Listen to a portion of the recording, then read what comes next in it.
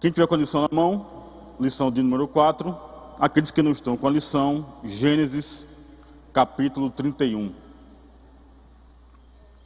Amém? Gênesis capítulo 31. Serão dois textos. O primeiro em Gênesis 31, versículo 17. E o segundo, Juízes 17. Nós lemos em seguida.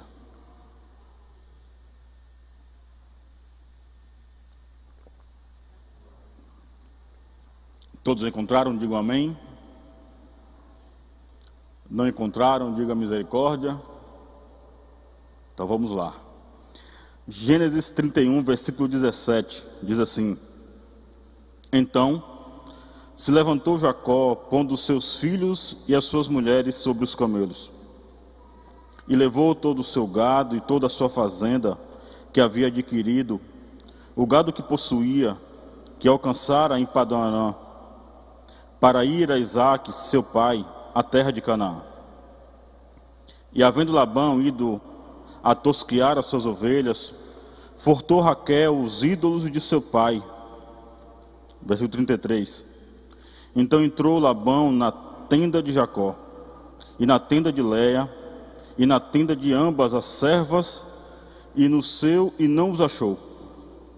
E saindo da tenda de Léia, entrou na tenda de Raquel, mas tinha tomado Raquel os ídolos, e os tinha posto na albarda de um camelo, e assentara-se sobre eles, e apalpou Labão toda a tenda, e não os achou. E ela disse a seu pai: Não se acenda a ira nos olhos do meu senhor, que não posso levantar diante da tua face, porque tenho o costume das mulheres. E ele procurou, mas não achou os ídolos. Amém? Agora dá um pulinho lá para Juízes, capítulo 17.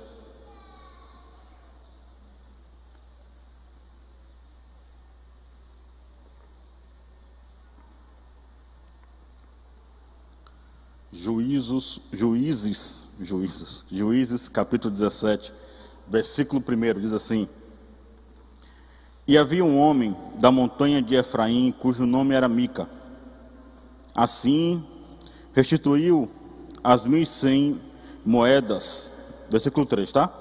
Assim restituiu as 1.100 moedas de prata à sua mãe. Porém sua mãe disse: Inteiramente tenho dedicado este dinheiro na minha mão ao Senhor para meu filho, para fazer uma imagem de escultura e de fundição, de sorte que agora tornarei a dar. Porém ele resistiu daquele dinheiro da sua mãe, e sua mãe tomou 200 moedas de prata e as deu a Ourives, o qual fez delas uma imagem de escultura e de fundição, e esteve em casa de Mica. Versículo 5. E tinha este homem, Mica, uma casa de deuses, e fez um éfode e terafins, e consagrou a um dos seus filhos para que lhe fosse por sacerdote. Amém? Esse é o texto da quarta lição que nós vamos estudar hoje. Eu queria liberar agora a classe de discipulado, tá? O pessoal pode se caminhar às suas turmas, os adolescentes, as crianças. Amém? Glória a Deus por suas vidas, que os professores sejam usados por Deus nessa manhã para lhe direcionar segundo o caminho de Deus. Amém? Deus abençoe.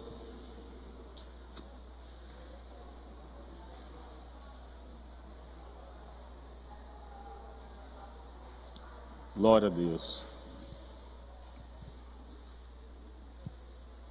A igreja pode, aqueles que ficaram na nossa classe, podem se assentar, tá? Vamos dar continuidade à nossa lição. Amém. Pronto, a movimentação diminuiu um pouco, vamos lá. Amados, hoje é a nossa lição de número 4, tá? Fazendo um apanhado, acredito que seja válido, porque tivemos um domingo, saltamos um domingo de lição, um domingo de escola. Então, só passando aqui rapidinho para a gente lembrar, estamos falando sobre relacionamento entre famílias, a nossa lição, riquíssima lição, tá? Nossa primeira lição, o título da lição foi Quando uma família age por conta própria. Falamos acerca da história sobre Abraão e Sara, quando havia uma promessa sobre a vida de Abraão, em que ele geraria filhos, em que ele teria filhos, e sua esposa Sara geraria filhos, embora estéril, e por um ato de inconsequência, um ato de a intenção, embora fosse querer ajudar a Deus, acabaram se antecipando ao plano que Deus tinha, e isso gerou uma dificuldade com os 2 filhos sendo gerados, um pela sua esposa, a esposa de Abraão, Sara, mas também por sua serva, o que gerou ali 2 nações que ainda hoje lutam uma contra a outra, mas porque a promessa estava sobre a vida de Abraão e Sara, e por um ato de inconsequência, um ato de preocupação por conta da sua idade, eles acabaram antecipando a vontade de Deus. Nós aprendemos aqui que nós não devemos, se há um plano de Deus, se há um plano de Deus para a sua vida, para a sua casa, para a sua família, precisamos ter fé e acreditar que no tempo certo tudo ocorrerá segundo a vontade de Deus. Falamos também sobre a predileção dos pais por um dos filhos, quando Jacó e a sua esposa têm 2 filhos,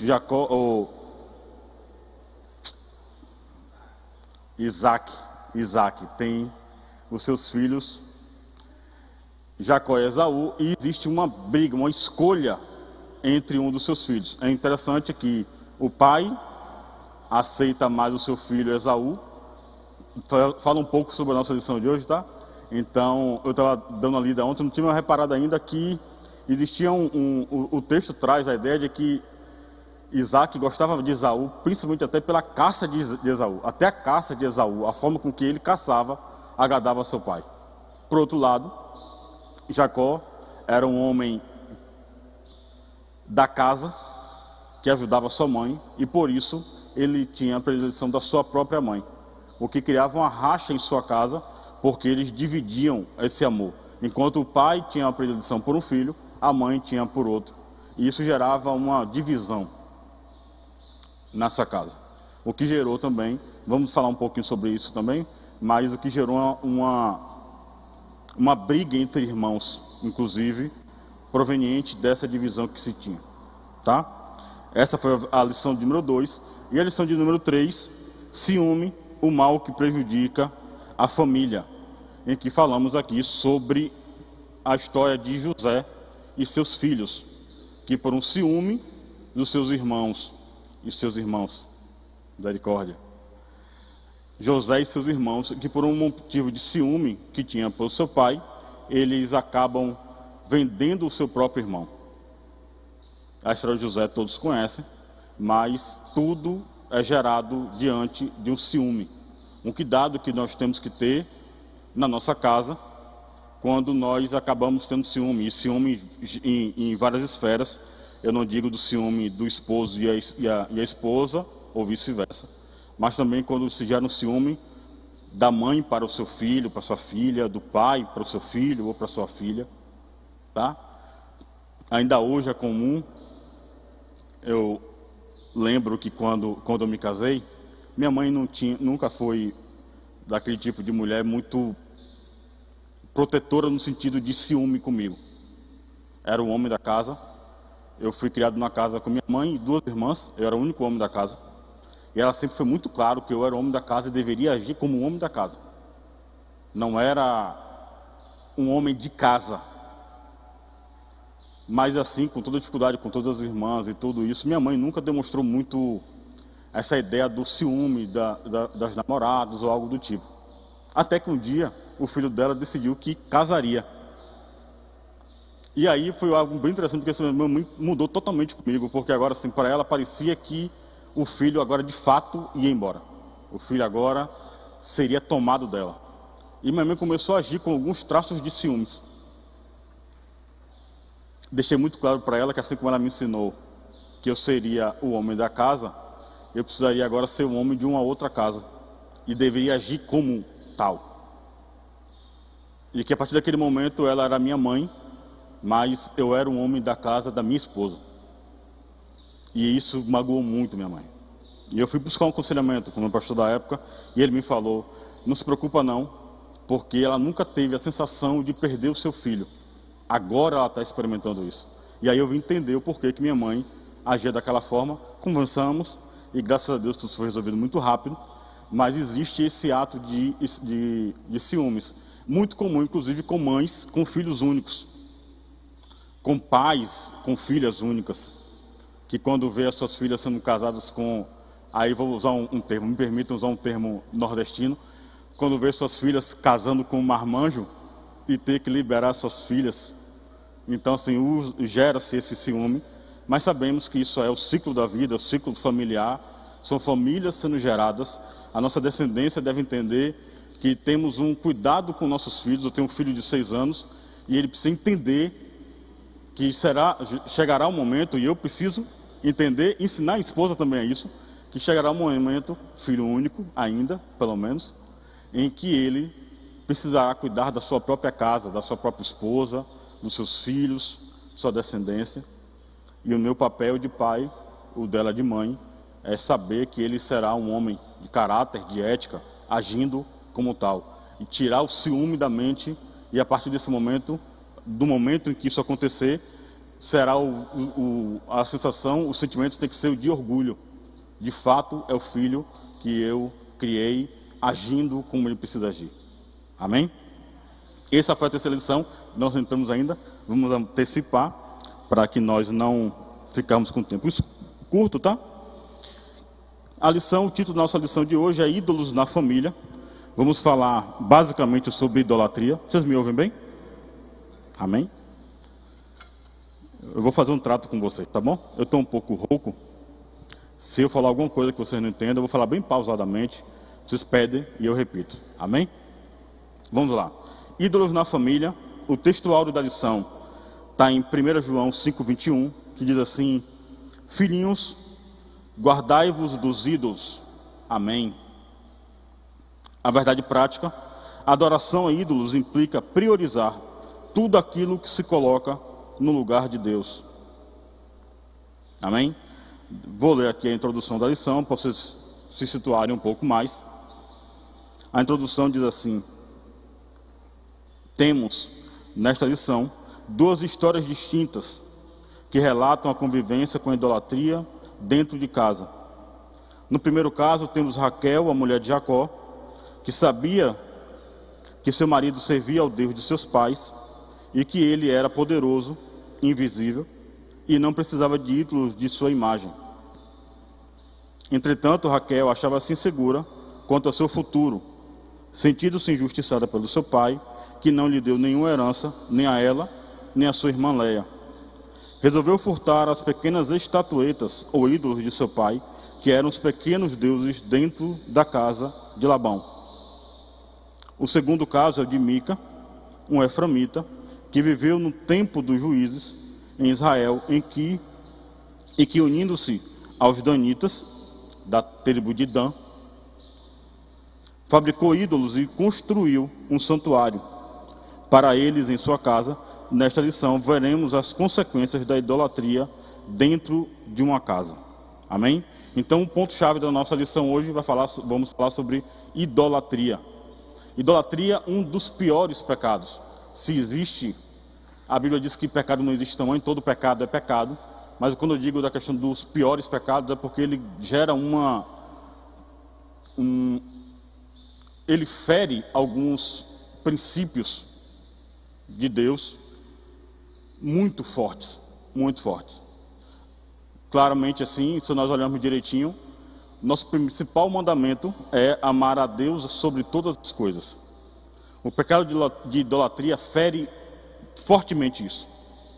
Porque o pecado de idolatria é o pecado que justamente nós deixamos que Deus não seja o foco, o ponto principal. E a partir de agora o nosso objeto de idolatria, ele passa a ser o objeto principal. Se coloca no lugar de Deus.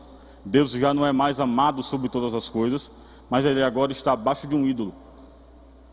Ainda que o nosso Deus fosse um Deus que houvesse forma e que pudesse haver dele uma estatueta, uma estátua, uma imagem dele, ainda assim essa imagem não deveria ser adorada, porque, vamos aprender assim, né?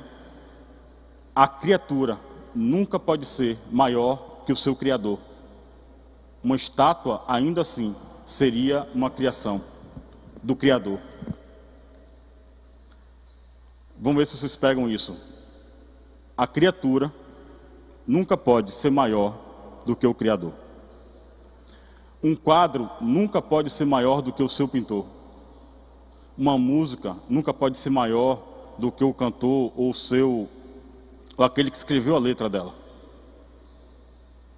Uma estátua, ainda que não de imagem, mas uma estátua, a arquitetura dela, ainda assim não pode ser maior do que o escultor dela. Nada pode estar acima de Deus. Nada, porque Ele é o Criador de todas as coisas.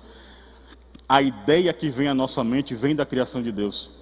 Então nada pode estar na frente dele. O pecado da idolatria, ela entra nesse risco de estar acima do Criador. Seja lá o que for, seja lá como for, a espécie que for, ainda assim estará acima de Deus. E fere implicitamente no pecado de adorar a Deus sobre todas as coisas. Se não fosse ainda o suficiente, amar ao próximo como a ti mesmo. Isso é um risco à idolatria. A idolatria coloca isso em risco porque, principalmente nos dias de hoje, e aí eu vou pedir para vocês começarem a refletir durante a nossa lição. Ao final nós vamos fechar com esse tema. Mas quais são os ídolos? Quais são os objetos de idolatria no nosso tempo de hoje? E um dos principais coloca em xeque esse mandamento: amar ao próximo como a ti mesmo. Porque a partir do momento que muitos começam a se idolatrar, se colocar à frente dos outros, mais importante do que outros, se torna para si mesmo um objeto de idolatria. E isso é muito comum hoje em dia. Muito comum. Eu não quero antecipar, vamos falar sobre isso um pouco mais, mas uma característica muito clara nisso hoje em dia, fica muito claro, quando nós vemos, por exemplo, a questão das redes sociais. Quem segue quem? Quem acompanha quem? Quem tem mais seguidores? A impressão que tem é que são ídolos, imagens, em que a sua idolatria ela é contabilizada pelos seus seguidores. Ou não é? Pessoas que vivem de rede social e que acompanham a rede social e às vezes dizem assim: tem o pastor Luciano, tem uma rede social, eu vou seguir. Aí você abre lá e olha lá, tem quantos lá? Tem 100 seguidores. Ah, não, peraí. Tem um pastor que eu não conheço, mas que ele tem 200, 2.000, 3.000, 1 milhão. Não conheço, não sei de onde é, mas esse eu vou seguir, porque se tem tantos seguidores, ele é um objeto que vale a pena seguir também. Não estou dizendo, não estou me colocando na opção, não vivo disso, glória a Deus, não entra na minha mente, mas que hoje essa idolatria velada das redes sociais é justamente nessa característica. As imagens de escultura, por exemplo, da igreja católica, com que se tem mais, com que temos um pouco mais de conhecimento, um pouco mais de aproximação. Alguns de nós tivemos. Eu fiz primeira comunhão na primeira igreja católica. Eu não estou criticando a igreja católica por isso, é só questão de exemplo. Mas quando vemos alguns santos, algumas imagens, a lógica é: só existem aqueles, aí tem igrejas com 10, 15, 20, 30, 100 imagens. Mas existem algumas imagens daquela que não são nem tão conhecidas assim. Hoje seria o quê? Seriam as imagens com poucos seguidores. Mas aquelas principais, em que tem datas comemorativas, feriados nacionais, essas são as imagens que precisam ser mais seguidas. Essas são as imagens que precisam ser idolatradas. Essas são as imagens que precisam ter novenas e tá. Estou fazendo apenas um comparativo daquilo que nós entendemos como idolatria e daquilo que nós vivemos a idolatria e não a reconhecemos ainda. E na lição de hoje, o que eu peço a Deus é que ao final dela, em nós, possa ser identificado alguns traços de idolatria, de coisas que precisamos começar a corrigir, em que estamos colocando Deus em segundo plano, estamos colocando nossa família em segundo plano. Mas a partir de hoje, Deus há de abrir as nossas mentes, a nós que estamos aqui, aqueles que estão acompanhando pela escola, pelo culto online, ainda assim, precisa ter muito cuidado. É um dos pecados mais nocivos que a igreja pode participar. Amém? Vamos dar seguimento aos textos.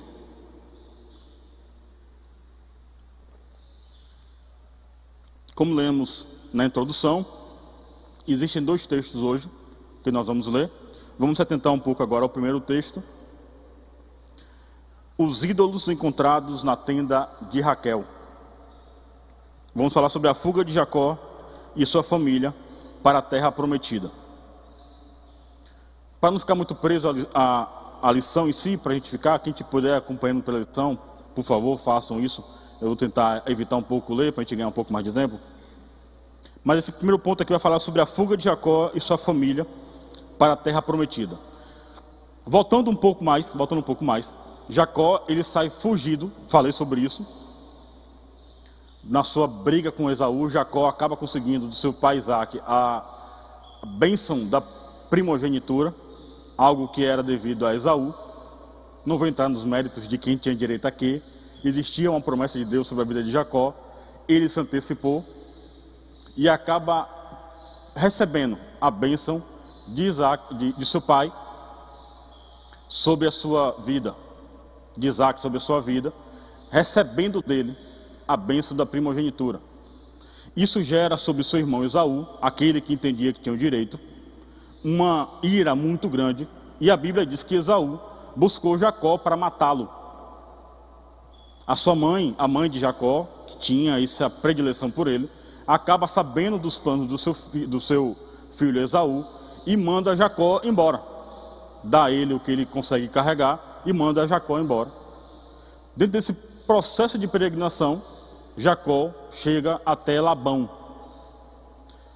e se apaixona por uma das filhas de Labão, Raquel. Conversa com Labão para que ele não tinha muitos bens, nessa época ele não tinha como ter levado muita coisa. Ele decide trabalhar durante 7 anos. Labão aceita fazer um acordo com ele, que durante 7 anos trabalharia para se casar com a sua filha. Jacó trabalha durante 7 anos e ao final desse período ele recebe o direito de casar com a sua amada Raquel. Mas no processo, a história é conhecida, no processo do casamento, Jacó ele é embriagado, embebedam Jacó, e na sua tenda ele acaba se deitando com a irmã mais velha, Leia. No dia seguinte, quando ele descobre que ele as núpcias não foram com a sua amada, mas com a irmã dela, ele vai questionar Labão, e Labão explica que existe uma promessa na sua casa, um princípio, em que a irmã mais nova não deveria se casar primeiro que a irmã mais velha. Por isso Jacó deveria se casar com a mais velha, Leia, e não Raquel. Jacó experimenta ali um princípio que ele não valorizou na casa dos seus pais, porque a bênção da primogenitura era para Esaú. Segundo a lógica deles, Deus faria algo, não me pergunte o que, porque a promessa era sobre Jacó, mas existia uma promessa e ele não respeita esse direito, o direito da irmã mais velha, assim como do seu irmão mais velho, aquele que nasceu primeiro.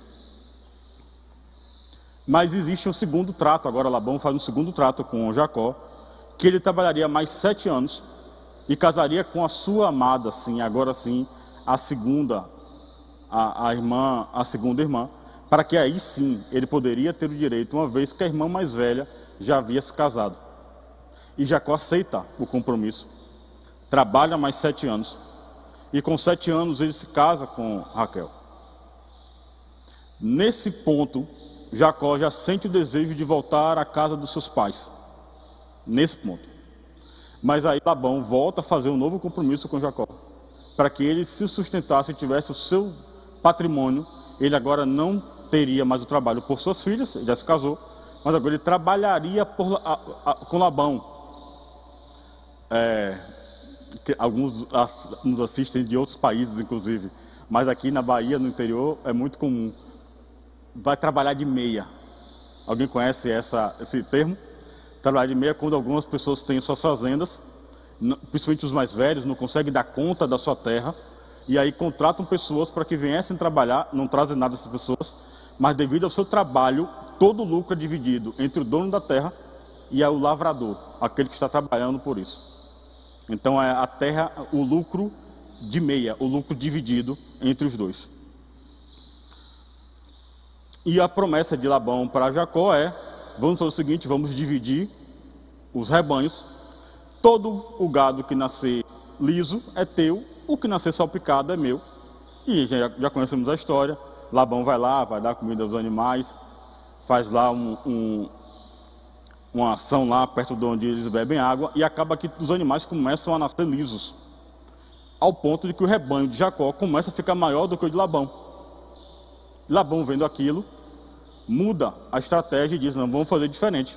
Todo aquele que nascer salpicado é teu, o que nascer liso é meu.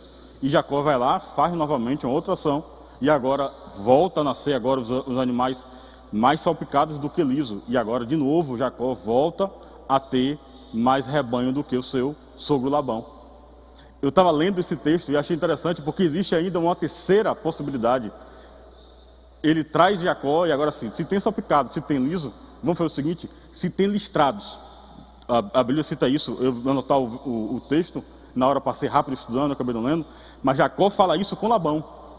Tu dizes que se ainda nascesse listrados seriam os meus, e os outros seriam os seus, e agora passa a nascer listrados também.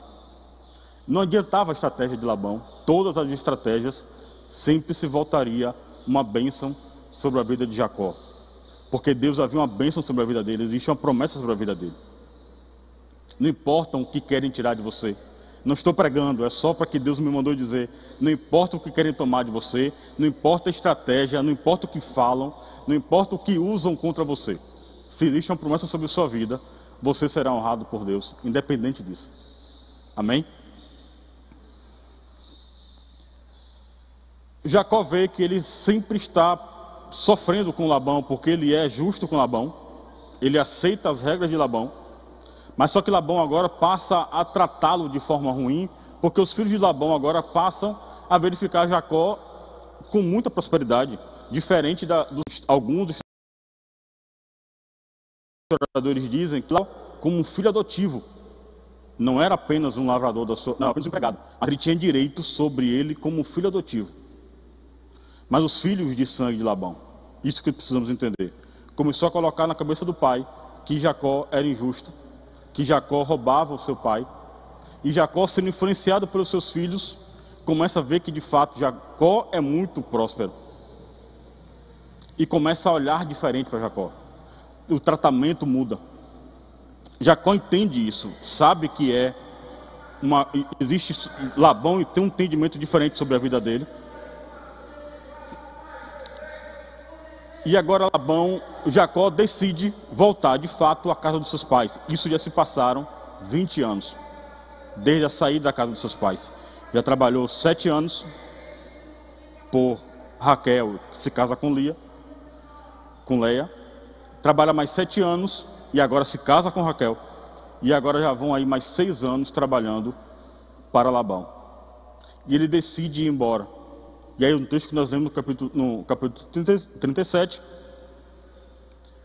Jacó decide que vai fugir com as suas esposas e todos os seus bens.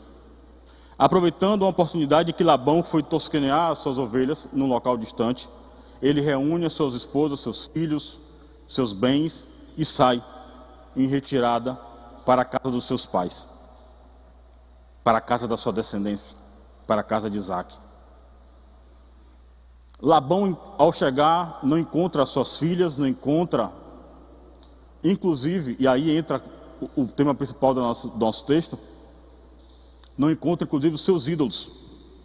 Labão era um homem de religião, a sua religião era politeísta. Uma escola, né? Vamos para a escola. Politeísta. E ele sabia que Jacó era monoteísta. Muitos já sabem, mas vamos lá, a escola. Monoteísta, 2 palavras. Monoteísmo. Mono, único. Teísmo, vai falar sobre o Deus, sobre a adoração a esse Deus, sobre a religião. Então assim, monoteísmo são religiões que um Deus é adorado, apenas um Deus é adorado. O cristianismo fala sobre, é uma religião monoteísta. Tá, mas vamos engrossar mais, né? Vamos apertar um pouco mais. Mas pastor, vem cá. Mas tem Deus Pai, Deus Filho e o Espírito Santo.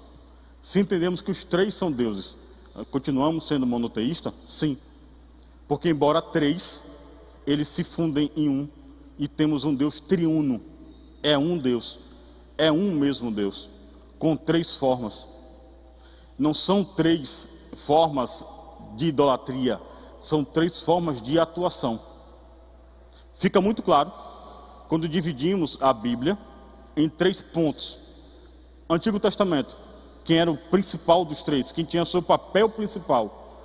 O papel principal não era de importância, o papel principal era de aparição. Aquele que aparecia mais, aquele que te falava mais, era o Deus Pai. Antigo Testamento. Novo Testamento, principalmente nos Evangelhos, o Deus Filho, Cristo.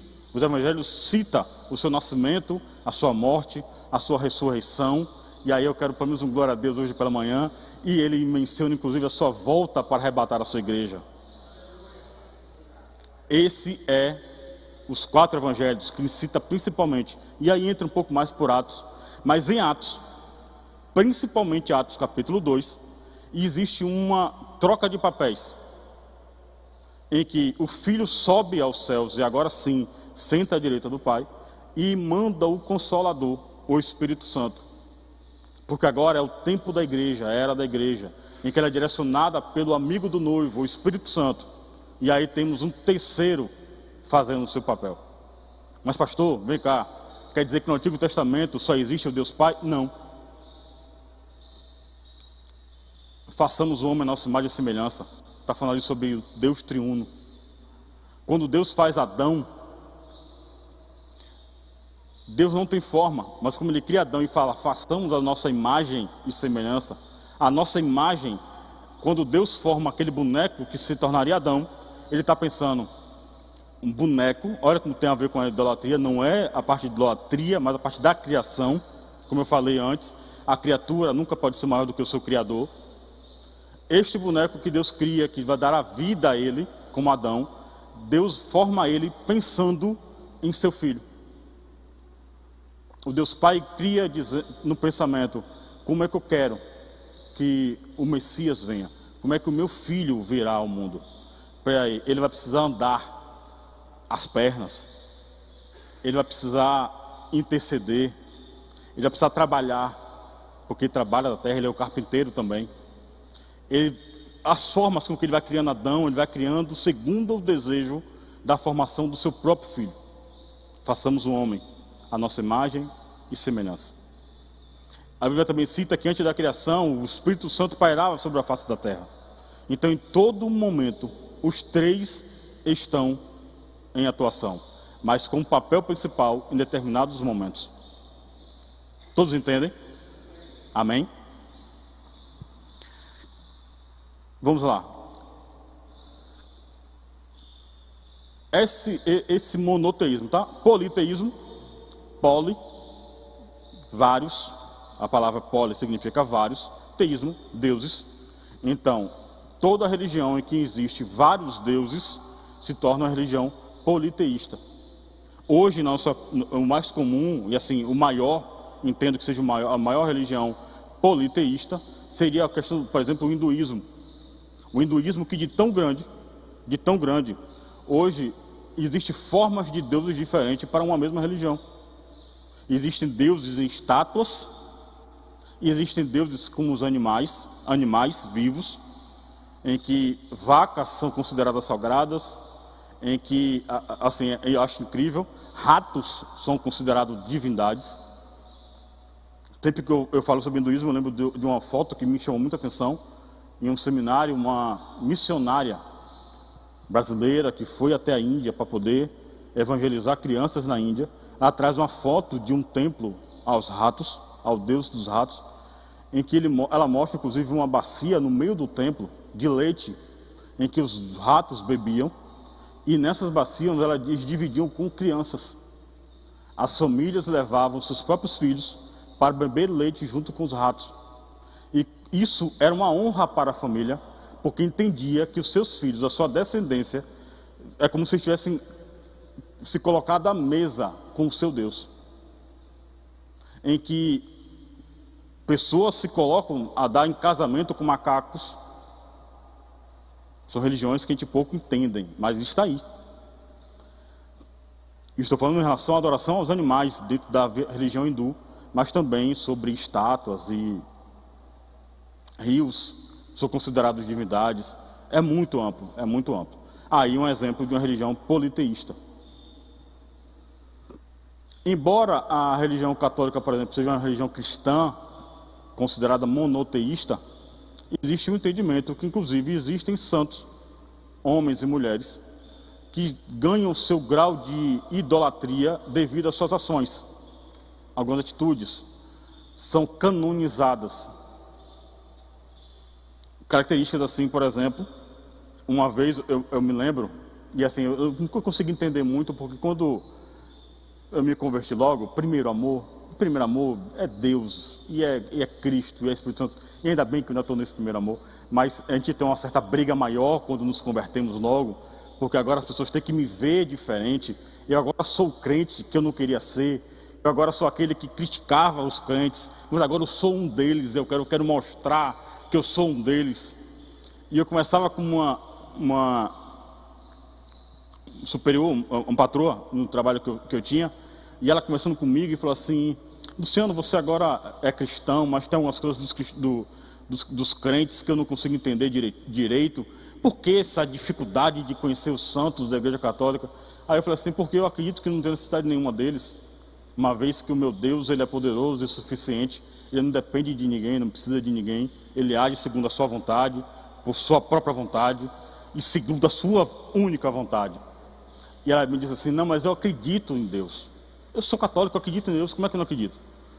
Mas eu não acredito que Deus, ele não consegue dar conta de tudo sozinho.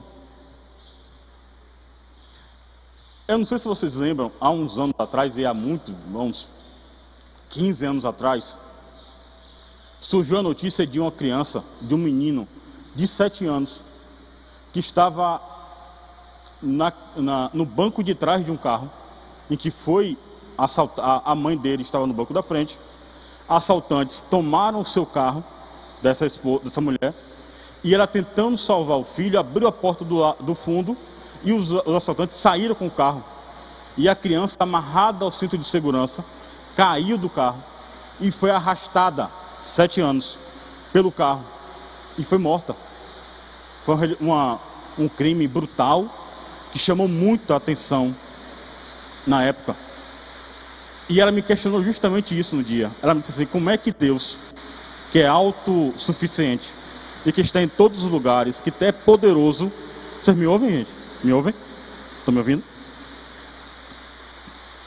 Como é que Deus não conseguiu dar conta dessa situação? Por que ele não conseguiu livrar aquela criança?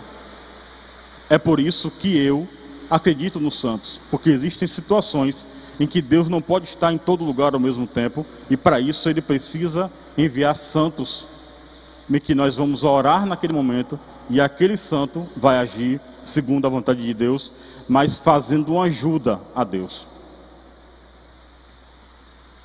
Esse é o entendimento de alguns, de entender que Deus não consegue dar conta de tudo sozinho. E aí a necessidade que você tem, vamos criar uma idolatria. Vamos criar um mecanismo de adoração para cumprir assim o dever de Deus na minha vida.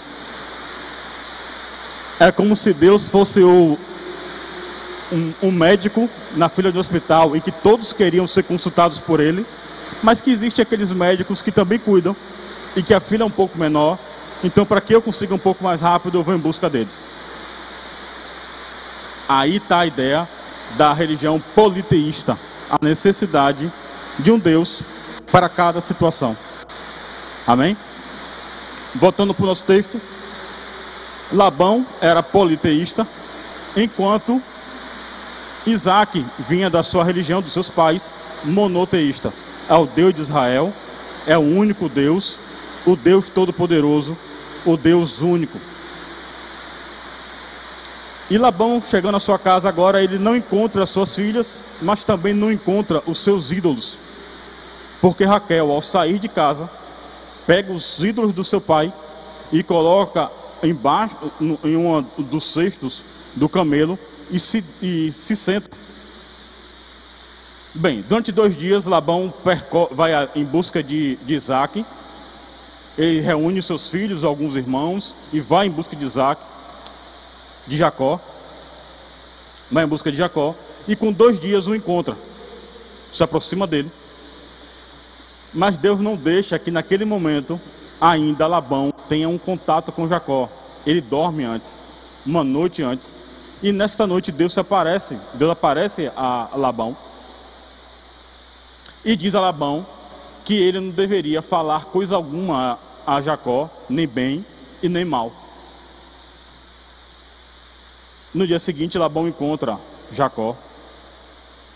E é interessante porque assim, existe uma cena de novela aqui. Se nós olharmos direitinho, existe uma cena de novela muito interessante no encontro de Labão com Jacó. Porque Labão é aquela pessoa que assim, morde e assopra. Ele morde e assopra. Labão, ele chega. Por que tu fugiste? Como é que eu, um pai amoroso, você levou as minhas filhas, nem me deixou me despedir das minhas filhas? Como é que pode, Jacó, você fazer isso? Jacó, você fazer isso com minhas filhas? E por que você trabalhou para mim e levou? E ele, assim, primeiro ele é uma pessoa muito amável, e que ali o problema dele é as filhas que foram embora. Mas em determinado momento, agora ele começa a acusar Jacó, que Jacó agora saiu, e que Jacó foi muito bem tratado na casa dele. Você foi tratado como filho, e agora você age dessa maneira, fugiu. E agora assim, ele é muito piedoso, ele se passa por muito bom, e começa a trazer uma culpa sobre Jacó. Ele diz assim, como é que pode você agir dessa maneira? Se você tivesse me dito, pelo menos eu teria me despedido delas. Você foi tratado como filho, te dei tudo do bom e do melhor. E aí Jacó começa a questionar, trabalhei por você durante 20 anos. Durante 10 vezes você mudou meu pagamento, porque você não conseguia entender minha prosperidade. Você não sabia entender que o meu Deus me abençoava. E aí vem Labão e disse, mas se você não queria continuar, me pedisse, eu te liberaria. E te liberaria, além de me despedir. Mas você, Jacó, olha o que você faz. Você, além de fugir, você leva minhas filhas, meus filhos, você ainda leva os meus ídolos.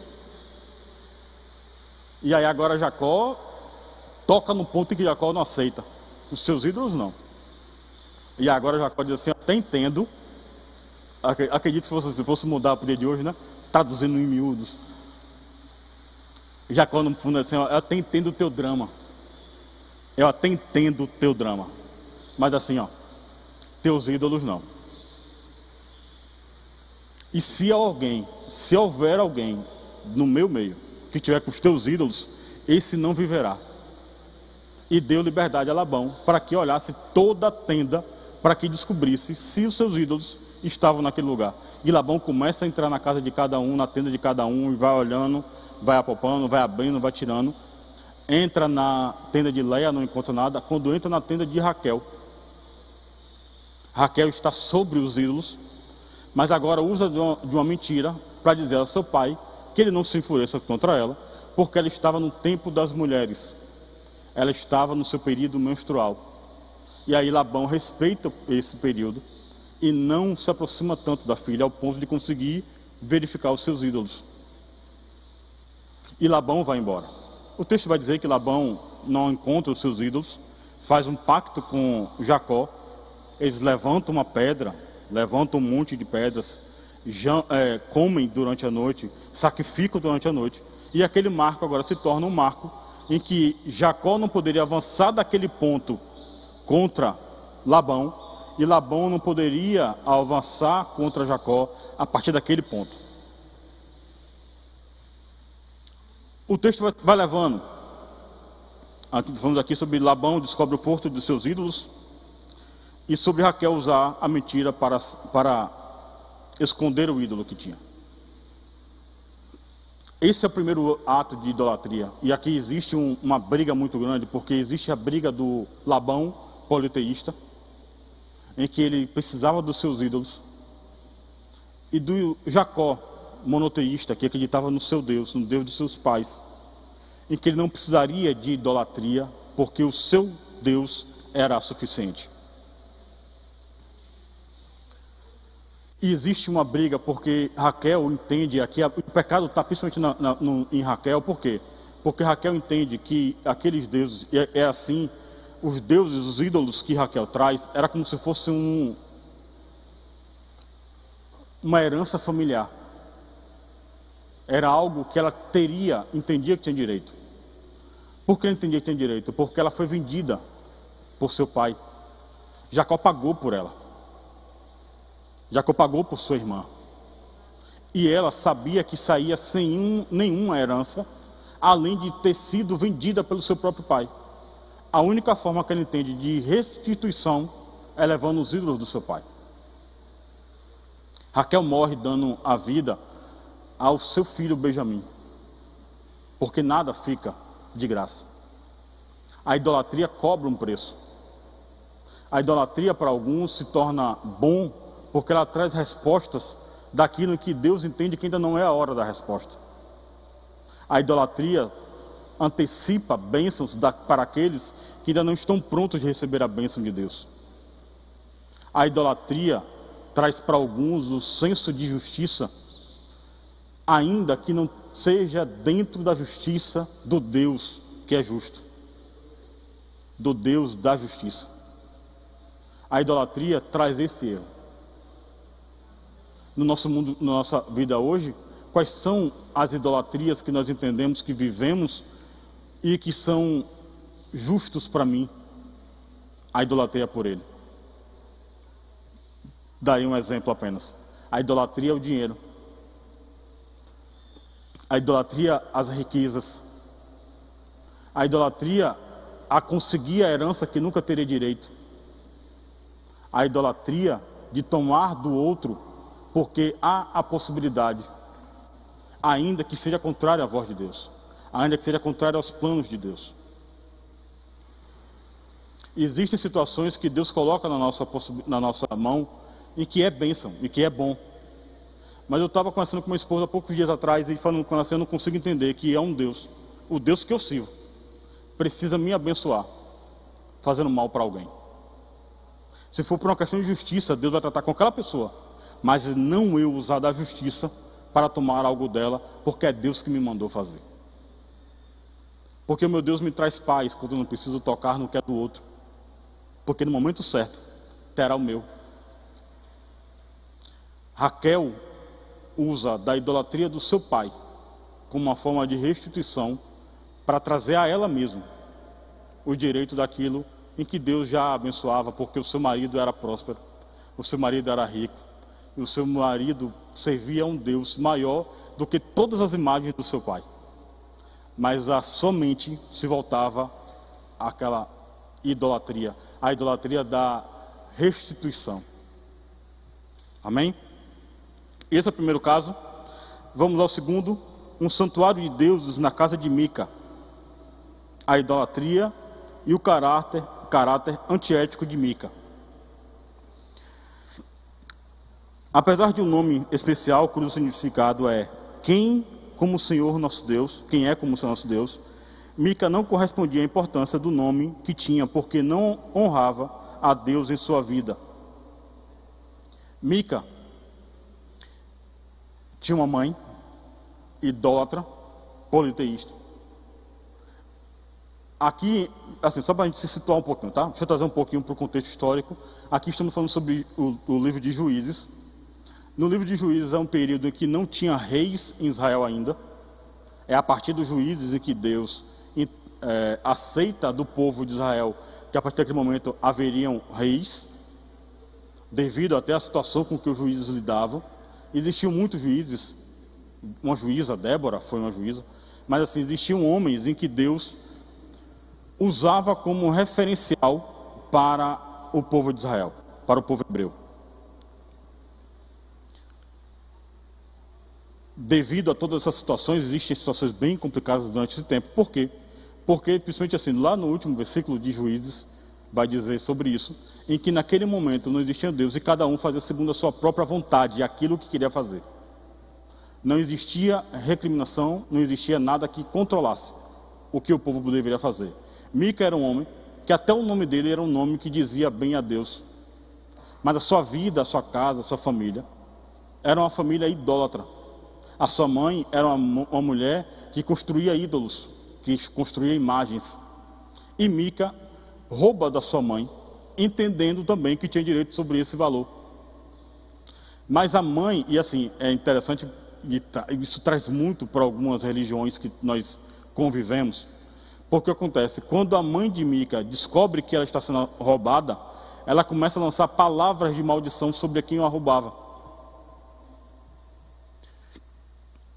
Palavras de maldição para quem a roubava. No fundo, o nosso ser entende que existe um Deus único que precisa ser adorado. Todos sabemos que existe um Deus que tem que ser adorado. É um Deus. Há muitos anos atrás eu vi uma reportagem na televisão que me chamou a atenção, zapeando os canais. Eu vi uma reportagem sobre uma tribo indígena. Tem que tocar agora os termos, aquele que tribo vai ainda, indígenas, em que eles estavam semeando e não colhiam. Semeava e perdia a plantação. Semeava, perdia a plantação. Na sua última possibilidade, suas últimas sementes, agora, se a tribo não conseguisse colher, eles morreriam de fome. Não teria outra alternativa. E eles plantam as últimas sementes que tinham, nesse documentário. E quando ele acaba de plantar a última semente que tinha, uma capivara passa no meio da plantação.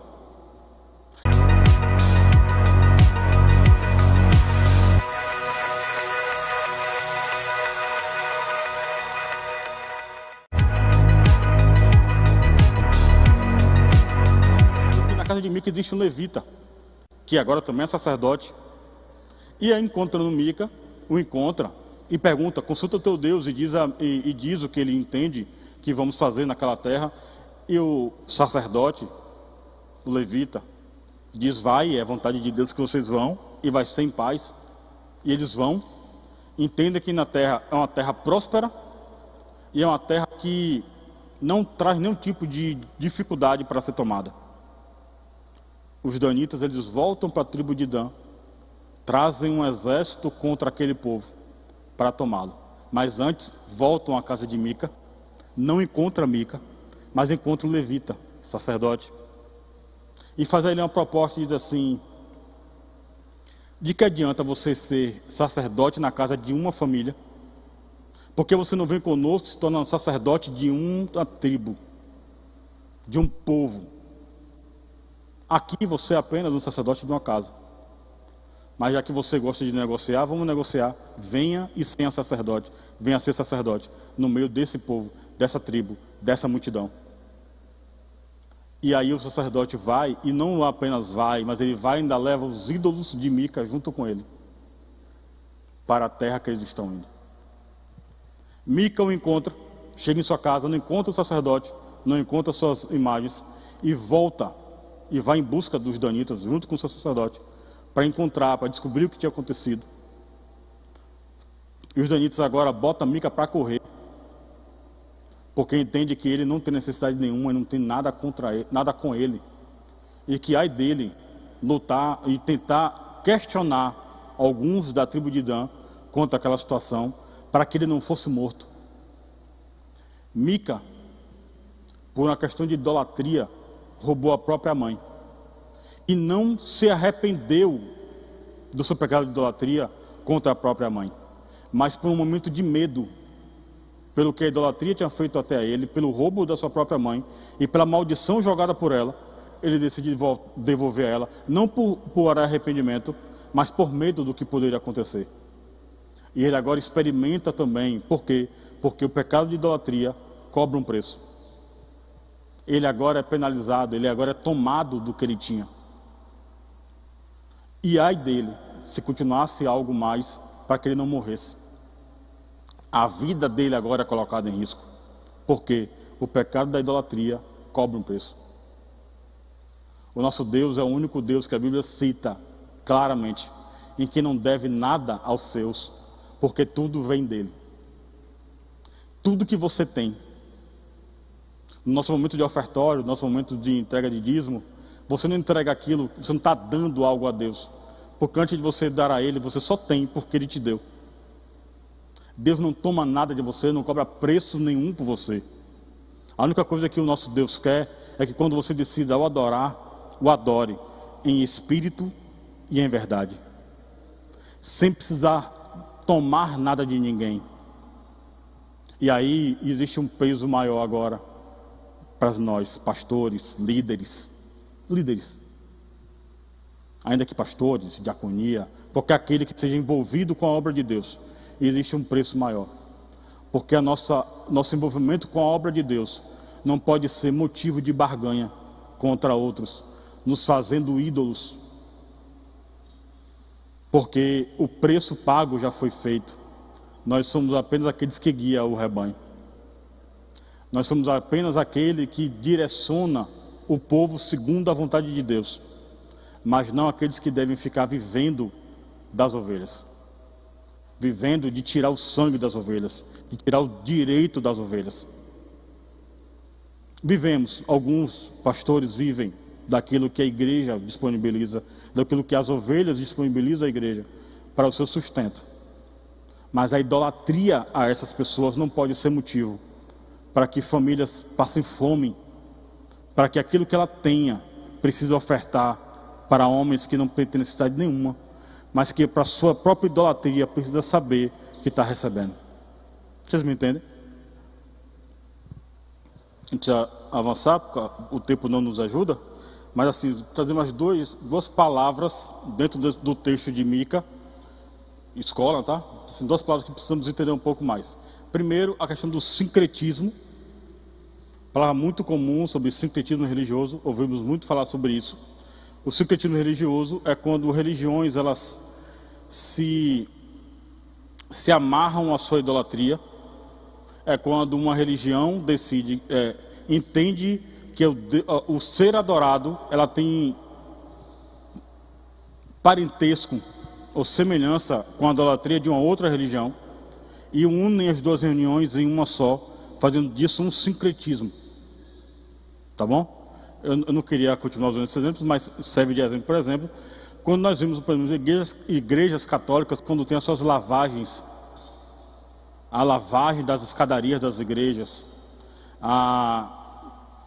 religiões de Umbanda, quando fala sobre os seus seres adorados, e coloca o ídolo X, esse Deus é o mesmo Deus da igreja católica que é tal. Então assim, existe essa aproximação de um com o outro, e isso se chama sincretismo religioso. Tá bom? Sincretismo. E a outra é a palavra terafins. Ouvimos muito falar sobre terafins. Terafins, e aí eu uso um pouco do que o irmão Erickson falou, fala sobre deuses do lar. Terafins eram deuses usados em suas casas, eram deuses praticados, eram deuses adorados em casas, era como se fosse da família, era tratado dessa forma mais ou menos. Então assim, quando vocês vão falar sobre a questão de terafins, eram deuses criados para suas próprias casas, eles faziam deuses para os seus lares. E aí eu vou usar, porque eu falei, vou usar do que o irmão Erickson falou, porque nós precisamos entender o que é que rege a nossa casa, qual é a ética da nossa casa, quem é que é de fato Deus da nossa casa, quem traz o direcionamento, o entendimento e a orientação da nossa casa, o que é ensinado aos nossos filhos, é o que a Bíblia nos ensina, ou é o que a pessoa de influência ensina?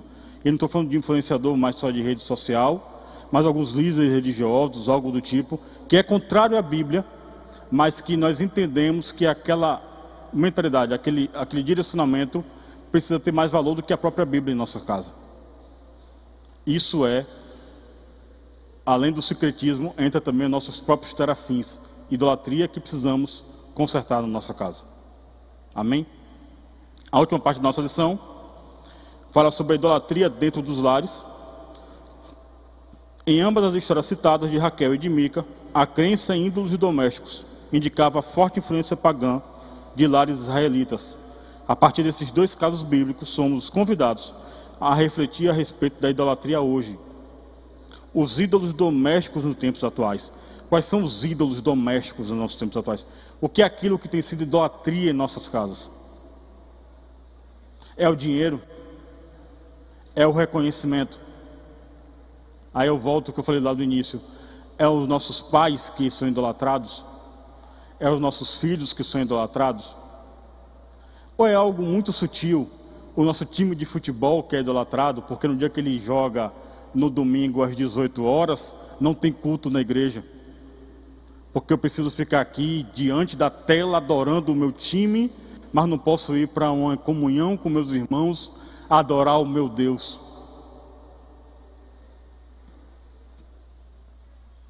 A idolatria, as amizades, que no dia de terça-feira à noite não me deixa vir para o culto, porque é o dia de conversar com meus amigos, com as minhas amigas. Terça-feira não é o dia de sair de casa, é o dia que eu gosto de assistir televisão. Terça-feira eu preciso adorar um paredão, mas não ao próprio Deus. Eu posso ter a orientação daquilo que Deus quer para a minha vida no culto de doutrina, culto da palavra, mas não é. Ou é a quinta-feira, o culto de milagre, que nós temos aqui, estamos tendo 10, 15 pessoas. Quinta-feira tem culto dos homens, porque o baba tem mais valor do que o meu culto aos homens. As redes sociais têm mais valor, meu celular, meu Instagram tem mais valor do que o culto às mulheres, porque aqui vai trazer palavra de santificação, palavra de, ainda que seja de confrontação, mas serão palavras de bênção sobre a minha vida.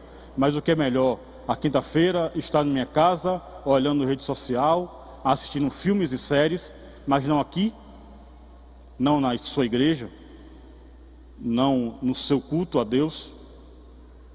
Qual é a idolatria dos tempos de hoje? O que é que tem impedido de se colocar à frente de Deus? Identificando os ídolos modernos dos nossos lares, o que é que tem sido mais novo ultimamente? Eu cito exemplos das redes sociais, muito claramente. Quem não estava aqui, estava nas classes. Os seguidores, o motivo que os seguidores hoje é tão trazido à tona. Tem um influenciador, por exemplo, que tem práticas contrárias à Bíblia. Não vou citar o que é nem quem é, não preciso fazer isso. Mas pessoas na própria igreja, conheço isso de saber, crentes que os acompanham e se alegram com suas práticas pecaminosas, porque são influenciadores e são bonzinhos. Influenciadores que ajudam os outros, que mostram o outro, o seu irmão, porque eles são muito amados e entendem que pessoas que estão passando fome precisam ir para uma rede social, passar por miserável, porque ele é o muito bom que vai ajudar e vai sustentar e vai viver, mudar a vida daquela pessoa. Por quê? Porque Deus não muda a vida dela. Eu sou muito bom, eu vou mudar. Me adorem. Rede social. Tem uma família passando fome. Deixa eu mostrar aqui para o mundo que Deus deixou passando fome, mas eu sou um Deus que vai ajudá-lo. Mas eu preciso postar isso aqui para todo mundo saber que eu sou muito bom. Deus, entra na idolatria do lar. A idolatria daqueles que são mais adorados em casa, mais queridos, mais bem tratados. Um casamento em que o marido idolatra a esposa, ou a esposa idolatra o marido. E quando existe uma adoração entre casamento, tá, gente? Quando existe uma adoração, uma idolatria de um para com o outro, existe, ao contrário, no inverso, quebra de valor, porque aquele que é adorado e agora se coloca no papel de idolatrado no casamento, ainda que seja marido, ainda que seja esposa, ainda assim gera algo muito ruim, porque do outro, enquanto um é adorado, o outro vai se deixar penalizar pelo outro. Não existe mais dois, existe um que é maior, existe um que tem mais direito, existe um que faz o que quer, existe um que domina sobre o outro. Não o domínio da cobertura com que Deus ensina que o marido deve ter para a esposa, mas agora porque a vontade de um prevalece contra o outro. A vontade desse Deus idolatrado dentro de casa, ainda que seja esposa ou marido, ainda que seja o filho, coloca em xeque a liberdade do outro, porque a idolatria prende. A idolatria prende. Estou falando sobre rede social, a idolatria prende tanto que pessoas passam dias, horas presas nas redes sociais. Por quê? Porque a idolatria prende. A idolatria faz escravos. Precisamos reagir contra os inimigos da família. Eu preciso encerrar, o horário correu, mas é um tema, um assunto muito abrangente de fato. Mas o que é que nós vamos fazer a partir de agora para lutar contra essas idolatrias? O que é que vamos identificar como idolatria na nossa casa? Eu vou encerrar a lição de hoje, vou fazer uma oração para darmos prosseguimento à escola bíblica, precisamos avançar, mas eu preciso que vocês entendam que a sua família não pode ser um local de batalha de ídolos, mas precisa ser um santuário do único Deus. A sua casa não pode ser um santuário de batalha de ídolos, mas um lar do único Deus, suficiente, onisciente, onipresente, dono de todo o poder para fazer aquilo que quer na sua casa, aquilo que quer, ainda que seja trazendo confrontação, porque até a confrontação dele é uma prova de amor para a tua vida. Ele não vai te prender, ele não vai te cobrar nada, ele apenas vai entender que o seu lar precisa ser uma referência. A igreja precisa que o seu lar seja tratado, que o seu lar seja sadio. Você quer saber o que é a igreja? A igreja é a sua casa. Quando se une à minha casa, quando se une à casa do irmão Disney, quando se une à casa do irmão Erickson, são famílias que se reúnem em um local. Embora eu digo não a igreja, corpo, eu sou igreja, você é corpo. Eu digo a igreja, nós, amada, a noiva, é quando famílias se reúnem. Mas quando uma família vem doente, existe o risco dela adoecer a outra. Adoecer parte da outra família. Então precisamos que a sua família, a sua casa seja tratada, seja sarada, seja curada, que as idolatrias saiam da sua casa e que a partir de hoje tenhamos entendimento que precisamos entender que não é por idolatria, mas por adoração ao único Deus. Amém? Glória a Deus.